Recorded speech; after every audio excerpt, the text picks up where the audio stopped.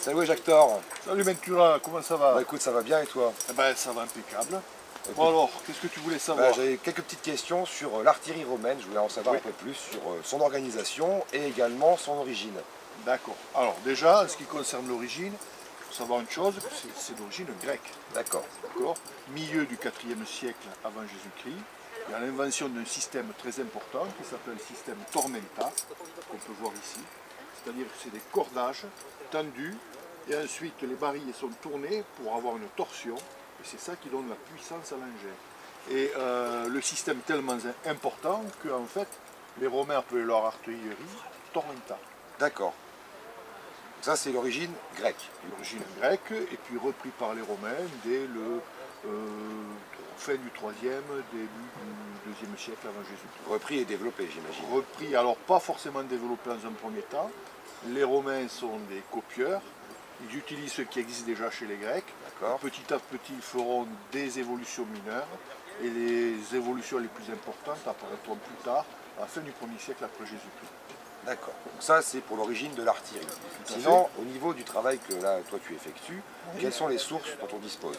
Alors donc on dispose de 3 types de sources différentes.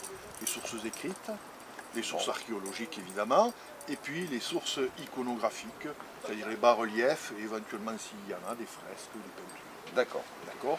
Alors en ce qui concerne les textes, on a des textes, ceux qui nous intéressent le plus à nous directement, c'est des textes d'ingénieurs. D'accord, ouais, comme Vitruve et Exactement. le fameux Donc, héron d'Alexandrie.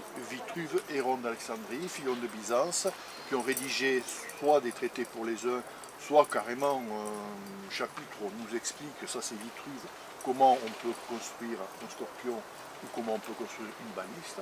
Et ce sont des sources qui sont indispensables pour mieux comprendre le fonctionnement et la fabrication de ce genre d'engin. D'accord, donc on verra après, je pense, le scorpion vitruvien, qui là est une démarche qui part Voilà. de la source écrite. Voilà, tout à fait. Après, du coup, tu me disais source archéologique. Alors, source archéologique, on a retrouvé en fouille tout ce qui est métal, bronze, fer, Donc la partie du tablier essentiellement. Voilà. La partie, d'accord. Et là, on a à peu près toutes les pièces qu'il nous faut à notre disposition. Trouvé où?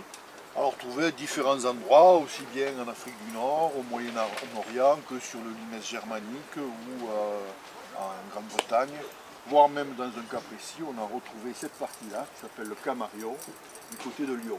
D'accord. Exposé au musée de l'original, exposé au musée de Fourvière à Lyon. D'accord. Donc Jactor, du coup, maintenant, la dernière partie, c'est la représentation via l'iconographie. Oui, J'imagine qu'on en dispose un peu moins. Alors effectivement, en ce qui concerne les sources iconographiques, elles sont assez rares. Principalement, c'est la colonne Trajane, D'accord. située à Rome, où on a en gros 3 bas-reliefs qui évoquent la carobaliste.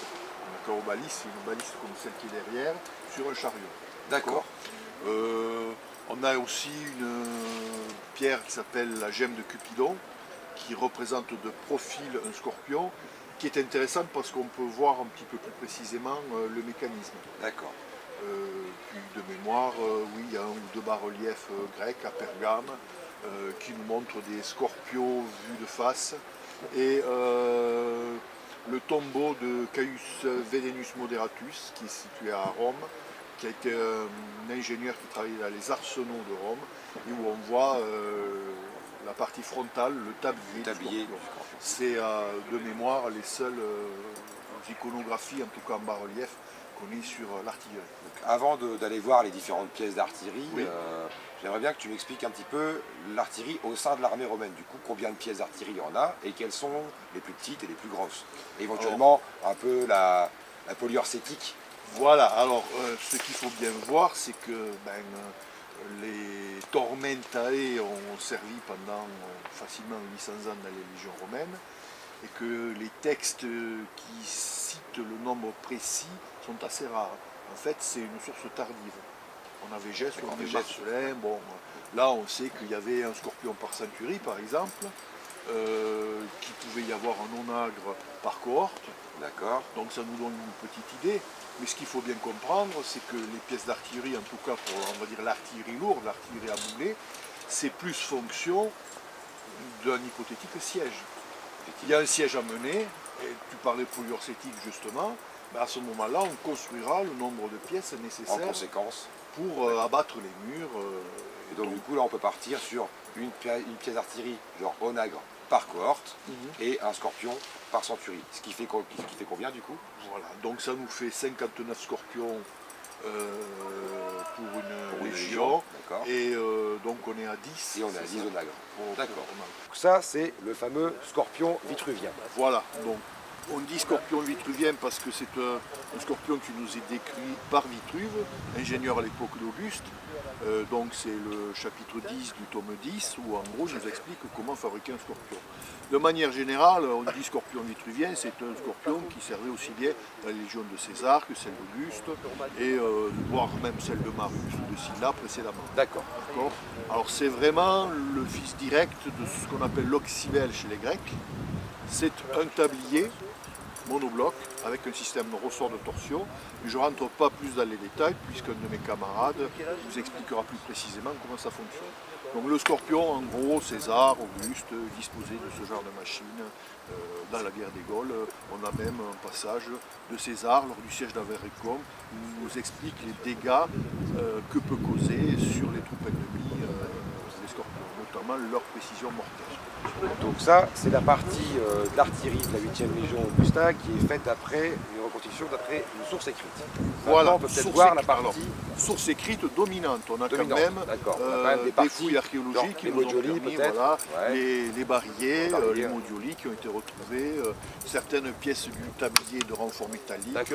On a heureusement une combinaison de sources, mais la source dominante est effectivement écrite. Donc on peut peut-être voir maintenant la source archéologique de l'artillerie de la 8e Légion Augusta. D'accord. Gonus, viens nous montrer ton beau Scorpio Minor. Alors voici une pièce qui est un Scorpio Minor, donc on va dire la version miniature et portative du Scorpion. Et la particularité, c'est qu'on a pu reconstituer quasiment à l'identique cette partie qu'on appelle le tablier, puisqu'elle a été trouvée en fouille archéologique à Xanten en Allemagne. Donc on a des cotes, on a des dimensions. Le problème, c'est que le reste est hypothétique. Là, on fait vraiment ce qu'on appelle l'archéologie expérimentale, c'est-à-dire que, partant du principe que ce tablier est vraiment de dimension réduite, l'ensemble ne veut pas être sur un socle. Donc, il était probablement portatif.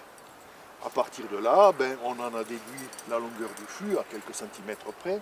On a réduit le système qui existait déjà de déclenchement de tir du Scorpion à des dimensions plus raisonnables, et on a rajouté une crosse. Alors bien entendu, la forme de la crosse est tout à fait hypothétique, la longueur peut être discutable à quelques centimètres près, mais en gros, mon camarade va vous le montrer, le système fonctionne.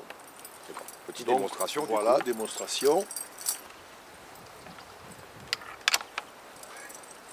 Donc là, le Scorpion Minor est armé. Donc et voilà ça le sont les traits. projectile. D'accord. Donc pour des raisons de sécurité, on ne va pas le mettre, puisqu'on ne procède pas à des tirs aujourd'hui. Tu épaules et tu montres comment on pouvait tirer. Parfait. Donc ça, c'est vraiment l'arme de sniper par excellence. J'insiste, on n'a aucun texte dessus, on ne sait pas véritablement quelles pouvaient être les utilisations précises de ce type de machine de jeu.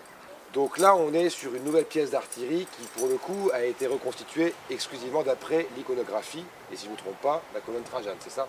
Alors tout à fait en ce qui concerne la colonne Trajane, un petit bémol en ce qui concerne exclusivement l'iconographie. On a quand même deux pièces du lot qui ont déjà été trouvées en fouille et qui peuvent nous aider. J'imagine une partie métallique. Des parties métalliques, tout à fait. Et on ne garantit pas que ces parties métalliques soient des pièces de carreau baliste à proprement parler, mais plutôt de baliste à flèche, terme générique. D'accord. Donc on a cette partie-là qui a été retrouvée à Orsova en Roumanie, et cette partie-là qui a été retrouvée à Lyon, côté de Lyon. D'accord. Donc ça peut nous aider pour le cadre métallique. L'architecture générale, effectivement, s'est inspirée des bas-reliefs de la colonne Trajane, où on voit une carrobaliste, donc quand la baliste est montée sur le chariot, mais aussi d'autres bas-reliefs où on voit la baliste séparée du chariot lui-même. Alors par contre, on a quand même une petite interrogation. J'imagine que c'est les dimensions. C'est les dimensions tout à fait, c'est-à-dire que sur les bas-reliefs, on n'a pas de respect d'échelle entre les animaux, les hommes et les machines, ce qui fait qu'on peut être tout à fait interrogatif sur les dimensions à carrobaliste. Si on compare les dimensions à carrobaliste de la colonne Trajane avec des textes, un texte notamment Damien Marcelin qui parle à la carrobaliste, où il y avait 11 hommes au service de cette carrobaliste. Là, il y a quand même, on se doute bien qu'il y a des dimensions et que très probablement, on avait des dimensions différentes montées sur chariot, comme on avait des versions différentes montées sur socle. D'accord. Voilà. Bah, écoute, merci Jacques Thor. Je pense qu'on va voir la technique après avec Voilà, donc Ferrarius. je te laisse entre les mains de Ferrarius, qui est un petit peu le technicien qui va vous présenter les différents aspects de ces machines. Bah, merci Jacques Thor. En tout À la cas. prochaine. Hein. À la prochaine.